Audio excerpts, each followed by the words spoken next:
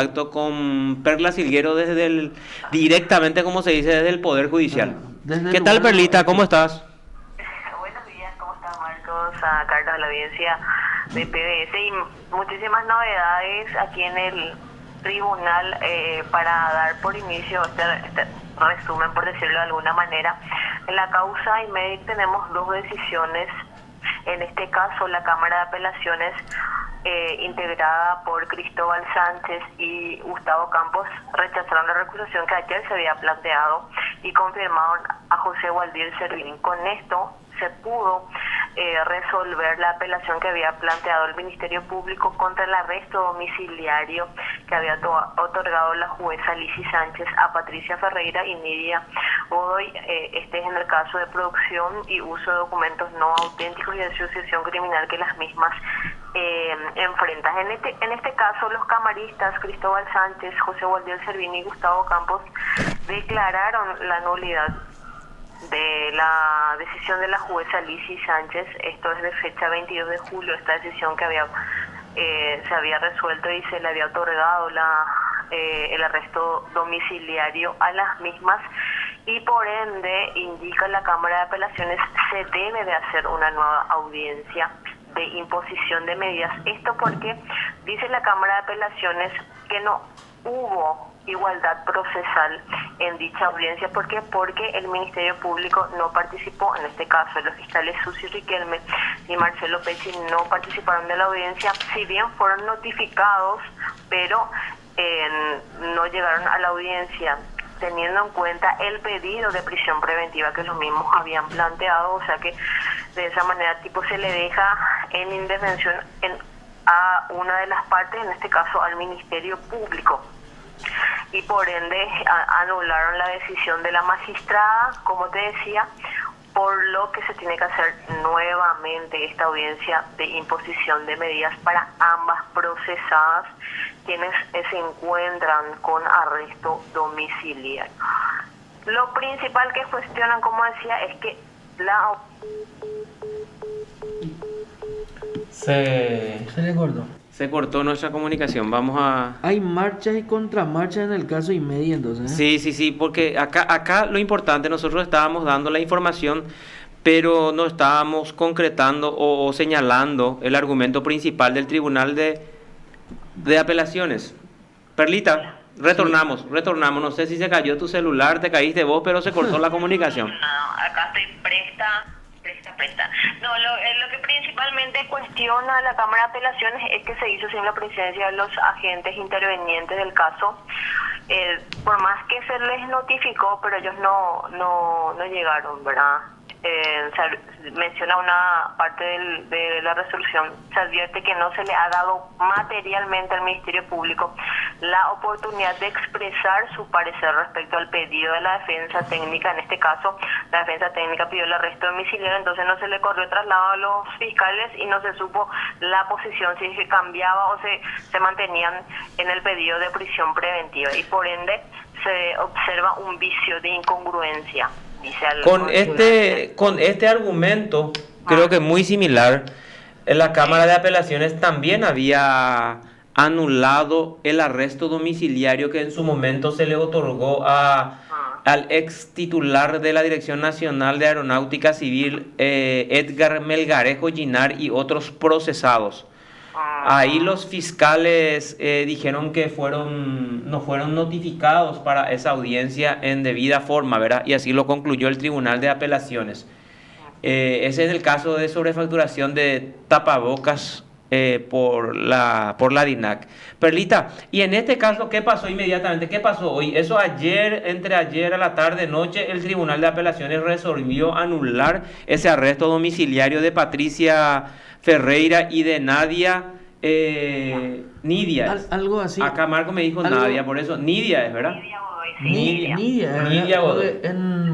Bueno, de Nidia Godoy. ¿Y qué pasó hoy, Perli? A las 8:30 de la mañana, Nidia Godoy Ojeda, una de las también procesadas en este caso, recusó al fiscal Marcelo Pecci, y como principal motivo indican el el fuego cruzado, menciona luego la recusación contra Pecci, que hay entre la jueza Lizzy Sánchez y el fiscal a causa de las expresiones, lo califican de show mediático que da el agente fiscal, y por ende a raíz de ese fuego cruzado tanto entre el fiscal como en la jueza, entonces en este caso la procesada se encuentra en un estado de indefensión y en consecuencia pide que se le aparte al fiscal del caso y que se designa a otro agente fiscal. Es uno de los argumentos que menciona Nidia Godoy Ojeda en la recusación que plantea contra el fiscal Marcelo Pecci. Y entonces, o sea, es evidente que este argumento se va a rechazar, Perlita, porque queda totalmente desfasado. Si es así, porque necesariamente la jueza Lizzy Sánchez se tiene que apartar del caso luego de la anulación de su resolución por la Cámara de Apelaciones, ¿verdad? Así mismo, se tiene que ver un nuevo juez quien debe convocar la audiencia de imposición de medidas, y con esto, como decís, el argumento indicado por Nidia hoy queda desfasado porque ya la magistrada no atenderá en el caso. También siguiendo con el resumen de Perla, sí. Antes de pasar, ¿quién es el abogado de Nidia? En este caso ella recusó por derecho propio, pero la estaba representando José dos Santos, y en la recusación que se planteó ayer fue otro abogado el que presentó la recusación en contra de José Bolívar. Era Damián Cárdenas, creo que. Sí, exactamente, Euclides Damián Cárdenas, hijo del ex camarista Tomás Damián Cárdenas, sí, camarista en lo penal. Sí. Porque en este caso son tanto él como José dos Santos quien vino a la audiencia de imposición de medidas con Nidia Godoy. Recordemos que José dos Santos fue fiscal de la Unidad de Delitos Económicos y Anticorrupción del Ministerio Público. Y te pregunto porque también es la segunda recusación contra el fiscal Marcelo Pecci, ¿verdad? En el mismo caso. Sí, es la segunda. Quisimos hablar con él, pero minutos antes de entrar al aire me estaba comentando que lo recusaron, por eso ya no pudimos conversar con el doctor. Sí. Fuego cruzado en el fuego caso cruzado, sí. Así indica Nidia Godoy en su recusación. Fuego cruzado entre la jueza y el fiscal. Perfecto. ¿Y después otros casos, Perlita? Sí, un caso que en su momento también tuvo mucha repercusión es la querella que había entablado la diputada Celeste Amarilla contra Irán Delgado, más conocido como el Padrillo Republicano. La diputada lo había en su momento querellado al mismo por calumnia e injuria y también por denigración de la memoria de un muerto. Él fue condenado a la pena de 2 años y 6 meses de cárcel y también a una compensación económica de 100 millones de guaraníes y la publicación de sus disculpas a través de los medios de comunicación, o sea, la publicación de la sentencia en la cual el mismo fue hallado culpable. Había sido un tribunal unipersonal, en este caso el juez Juan Carlos Zárate.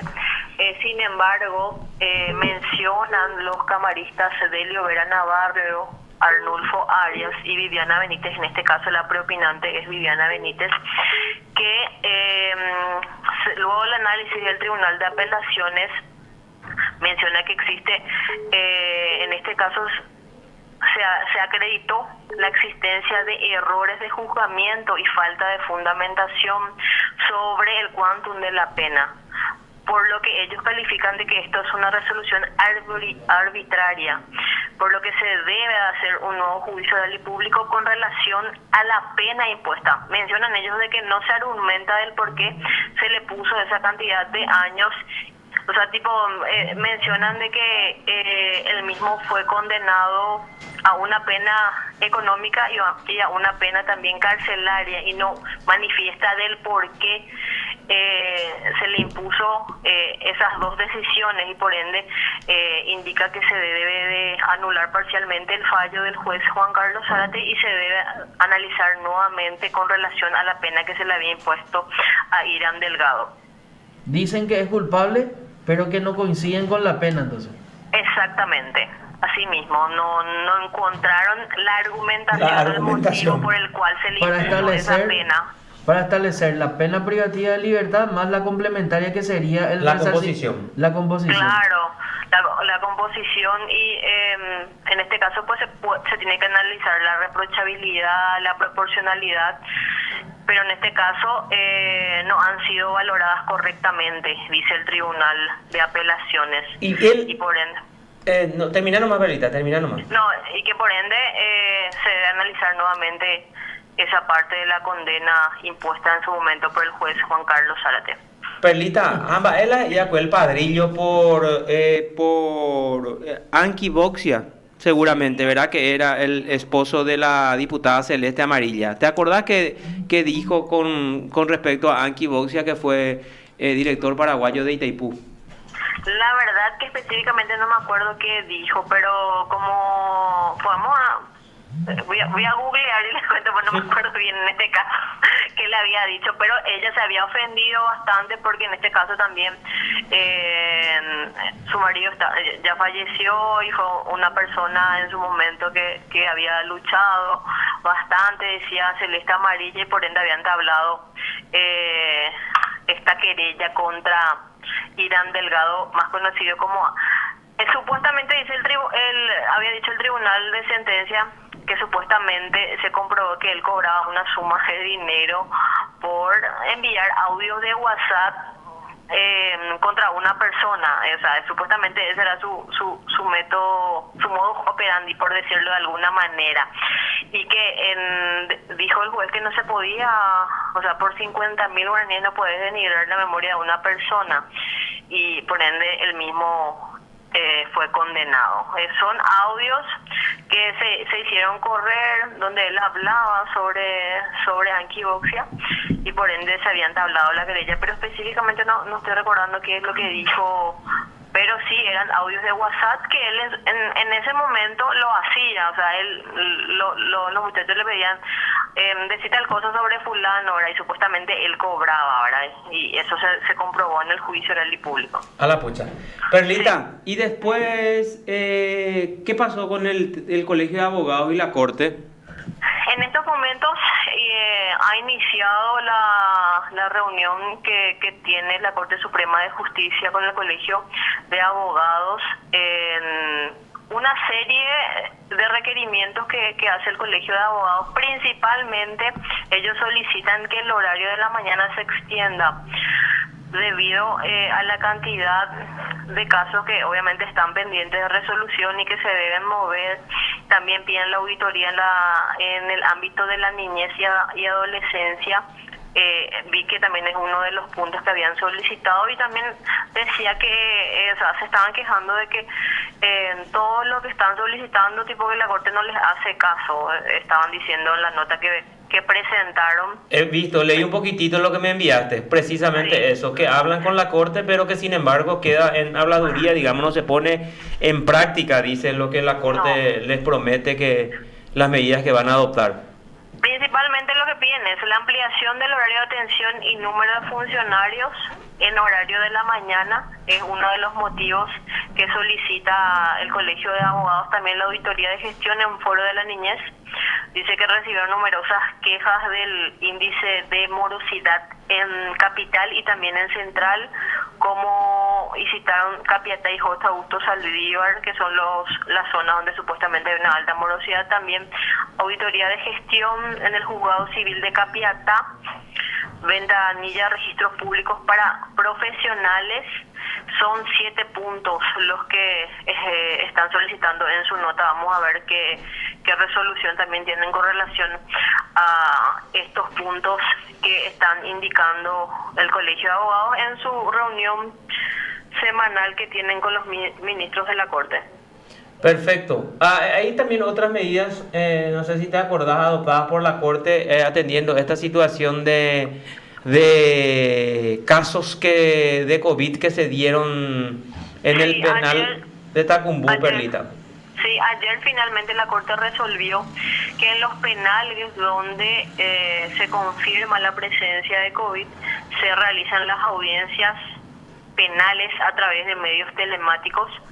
Esto dispuso ayer la Corte Suprema de Justicia. Estas son audiencias de revisión previstas. También se tiene que trabajar de manera conjunta con el Ministerio de Justicia. Se le va a dar prioridad a los casos que están con fecha de extinción hasta el mes de octubre, para que se puedan realizar este juicio por medios telemáticos. Esencialmente es en Tacumbú, por decirlo de alguna manera, el inconveniente, porque ahí sí se confirmaron los casos positivos y por ende, para evitar que vengan hasta el Poder Judicial o se trasladen a otros palacios, entonces ya esto quedó acordado ayer y se resolvió que se realice de esta manera. Y valga la aclaración, solamente en los penales donde se han confirmado casos de COVID, es lo que indicó la Corte en su resolución. Todo por medio telemático, entonces. Sí, todo, juicio oral, audiencia preliminar, esto es en el fuero penal, ¿verdad? Mira, audiencia de revisión. Es un avance grande, porque juicio orales estaban tratando de no hacer por medios telemáticos, pero ahora ya es todo entonces. Tienen que buscar la manera. Eso es lo que decía la ministra Carolina Llanes, de que los jueces tienen que primero coordinar con la Dirección de Informática de la Corte Suprema de Justicia, con el Ministerio de Justicia. Ayer justamente se reunió la ministra Cecilia Pérez con los ministros de la Sala Penal a fin de realizar también un cronograma de audiencias para que no se suspendan y no se superpongan. Entonces, priorizar esos casos que ya están por extinguirse y después ir ya realizando un calendario, porque tampoco seguramente no tienen las demasiadas condiciones para que todos los casos se realicen. Entonces van a ir calendarizando en base a eso. También se reunieron ayer y ver cómo implementar esta resolución de la Corte, también a fin de evitar que el COVID se propague por el Poder Judicial. Perfecto. Perlita, muchísimas gracias por el contacto. Dale, señor. Estamos atentos a cualquier novedad que surja a último momento o dentro de un rato. Estamos atentos a lo que nos puedas indicar, Perlita. Muchas gracias. Dale, chao. Ya, con respecto al Colegio de Abogados, nos comunicamos con Manuel Riera y nos dice: en estos Usted momentos, está escuchando PDS. en estos momentos estoy en reunión telemática con la Corte Suprema de Justicia. ¿Podemos hacerlo el lunes sin problema, por favor? Sí.